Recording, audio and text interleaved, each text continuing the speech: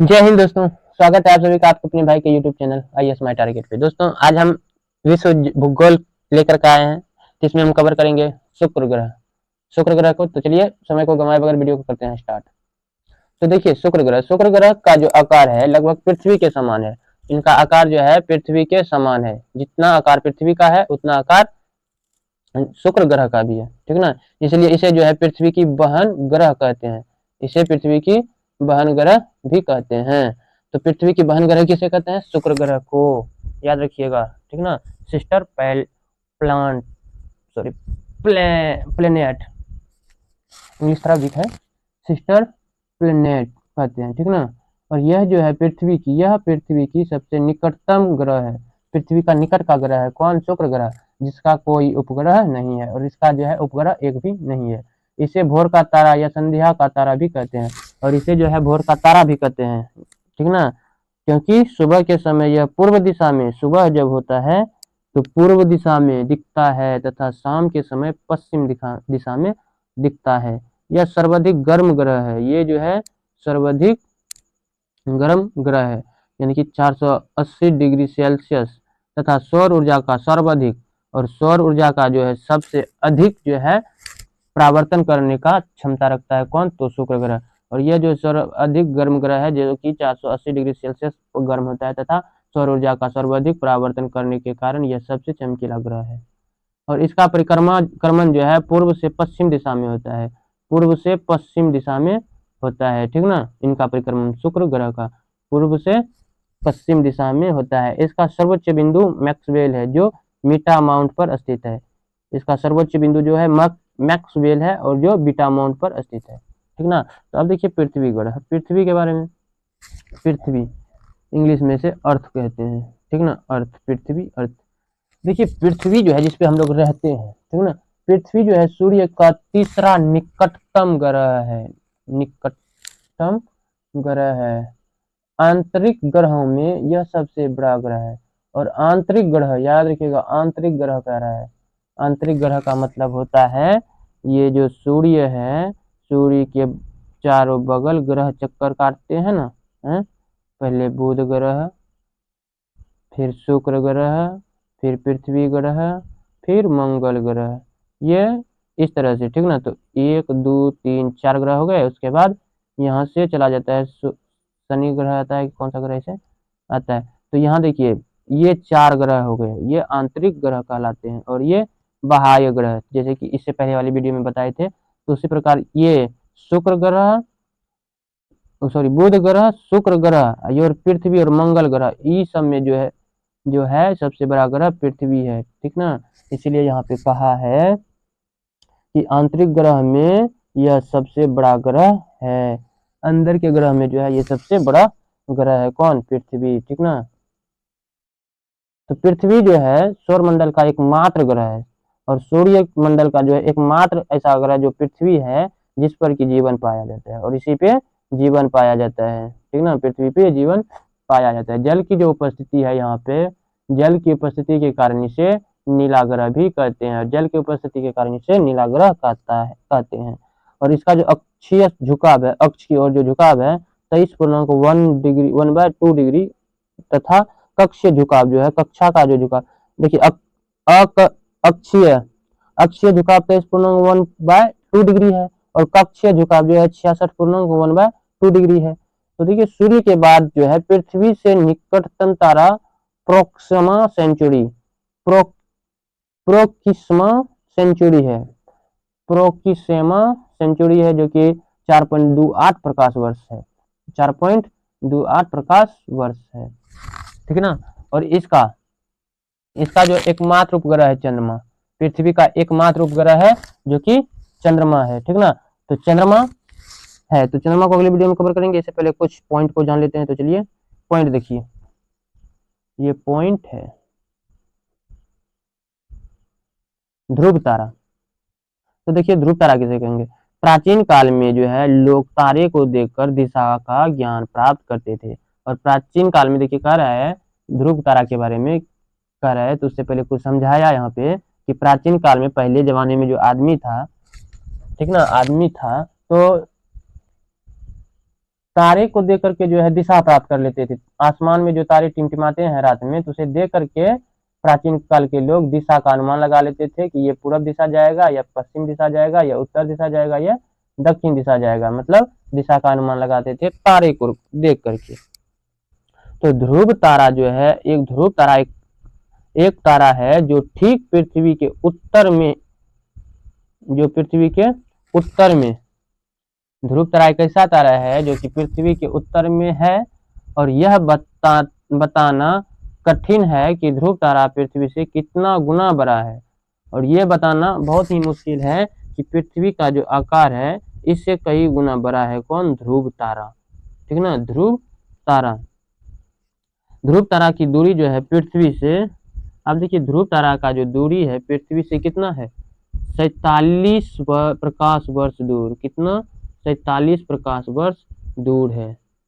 अब देखिए उसके बाद आसमान में देखे होंगे 7 ताराओं का समूह, जिसे सप्तऋषि भी कहा जाता है। सप्तऋषि, ठीक ना,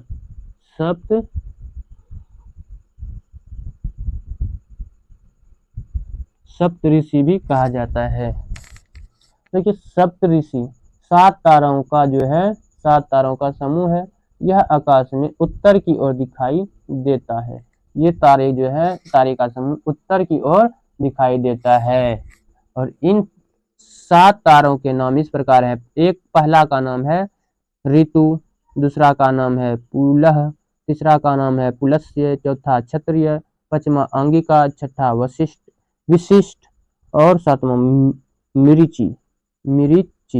ठीक ना। और ये देखिए आसमान में इसका आकार इस तरह से दिखता है। ठीक ना, इस तरह से दिखता है, जिसका कि पहला नाम हो गया ऋतु, ये ऋतु तारा हो गया, पुल्लव हो गया, पुलस्त्य हो गया, अत्रि हो गया, ठीक ना, अंगिरा हो गया, वशिष्ठ हो गया और मिरीचि हो गया। ये इस तरह से 7 तारे हो गए। ठीक ना। और ये तारे जो है इस तरह से उगते हैं। ये 7 के 7 तारों एक लाइन से होते हैं। ठीक ना, ये एक लाइन से होते हैं पतंगनुमा। और उसी के सामने जो है इधर ध्रुव तारा होता है। कौन कौन? ऋतु तारा और पुल्लव तारा के ठीक सीधा सीधी ध्रुव तारा होता है। या कह सकते हैं पुलस्त्य तारे के साइड से होते हुए ध्रुव तारा का कौन बन जाता है, जो कि ऋतु तारे को टच नहीं करते हैं। तो ये ध्रुव तारा है, यहाँ से यहाँ देख लीजिए, ये पुलस्त्य तारे हैं और ये अत्रि तारे हैं और ये ध्रुव तारे हैं, अंगिरा, ध्रुव। ठीक ना। तो यहाँ पे 7 ताराएं दर्शाए गए हैं। ये जो एक तारा था ये ध्रुव तारा था। ठीक ना, 7 तारे ये हो गया आपका।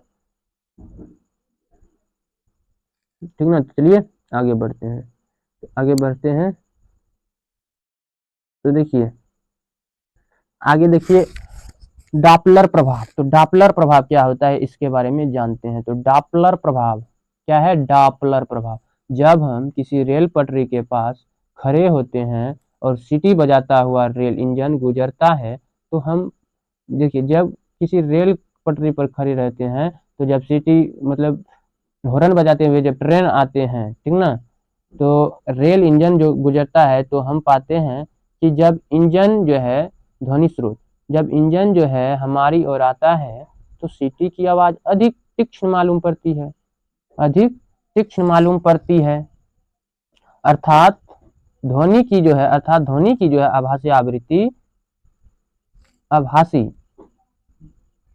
आभासी याद रखिएगा, आभासी आवृत्ति जो है बढ़ती हुई प्रतीत होती है। कैसा प्रतीत होता है? बढ़ती हुई। और जब इंजन हमसे दूर जाता है तो सीटी की आवाज कम तीक्ष्ण मालूम पड़ती है। क्या होता है? कम तीक्ष्ण मालूम पड़ती है। अर्थात ध्वनि की आभासी आवृत्ति घटी हुई मालूम पड़ती है जब ट्रेन जाते हैं तो। ठीक ना। तो अतः जब कभी ध्वनि स्रोत और श्रोता प्रेक्षक के बीच अपेक्षित गति होती है तो ध्वनि की आवृत्ति में आभासी परिवर्तन होता है। ठीक ना, जब कभी ध्वनि स्रोत और श्रोता जो कि प्रेक्षक के बीच अपेक्षित गति होती है तो ध्वनि की आवृत्ति में जो है आभासी परिवर्तन होता है। इस घटना को डॉपलर प्रभाव कहते हैं। इस घटना को ही डॉपलर प्रभाव कहते हैं। अब देखिए सौर मंडल में पृथ्वी का जो है क्या स्थान है। तो देखिए सौर मंडल सौर मंडल में पृथ्वी का स्थान। टॉलमी का मानना था कि पृथ्वी ब्रह्मांड का केंद्र बिंदु है। पृथ्वी जो है पूरा ब्रह्मांड का केंद्र बिंदु है तथा सूर्य एवं अन्य ग्रह इसकी परिक्रमा करते हैं। और पृथ्वी जो है ब्रह्मांड का केंद्र बिंदु है तथा सूर्य एवं अन्य जो ग्रह हैं वो इसकी परिक्रमा करते हैं। ये कौन कहा था? तो टॉलमी ने कहा था। और पोलैंड के खगोलविद पोलैंड के जो है खगोल शास्त्री खगोलविद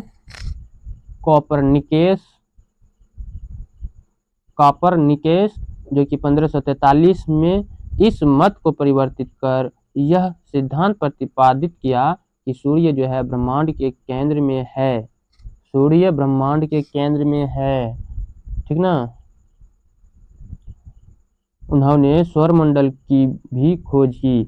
सूर्य केंद्रित परिकल्पना के अनुसार आकाशीय पिंड सूर्य के चारों ओर घूमते हैं, इन्हें ग्रह कहते हैं। और जो सूर्य के चारों ओर घूमते हैं उसे ग्रह कहते हैं। क्या कहते हैं? ग्रह कहते हैं।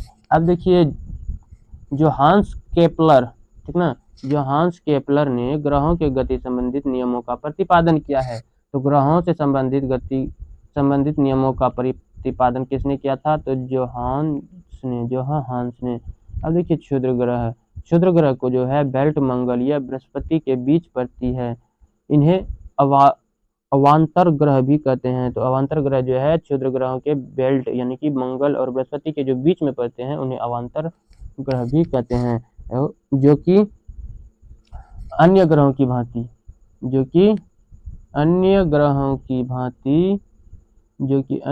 की भांति सूर्य की परिक्रमा करते हैं। और सबसे बड़ा क्षुद्र ग्रह सेरस है। सबसे बड़ा क्षुद्र ग्रह जो है कौन है? सेरस है, जो कि 1032 किलोमीटर तक फैला है। इसे गिसेप्पे पियाजी ने खोजा था। और इसे जो है कौन खोजा था? गिसेप्पे पियाजी ने खोजा था। और एरिस, जेना एवं वेस्टा अन्य क्षुद्र ग्रह है। एरिस, वेस्टा ये जो है क्षुद्र ग्रह के नाम है। सेरस ये भी क्षुद्र ग्रह है। इस तरह से क्षुद्र ग्रह के बारे में क्लियर हो गए। तब अगले वीडियो में हम कवर करेंगे चंद्रमा के बारे में। तो इस वीडियो में यहीं तक। तो ये वीडियो अच्छा लगे तो अपने दोस्तों को भी शेयर कर दें और साथ में चैनल को सब्सक्राइब कर दें। अब मिलते हैं अगले वीडियो में। फिलहाल के लिए जय हिंद, जय भारत।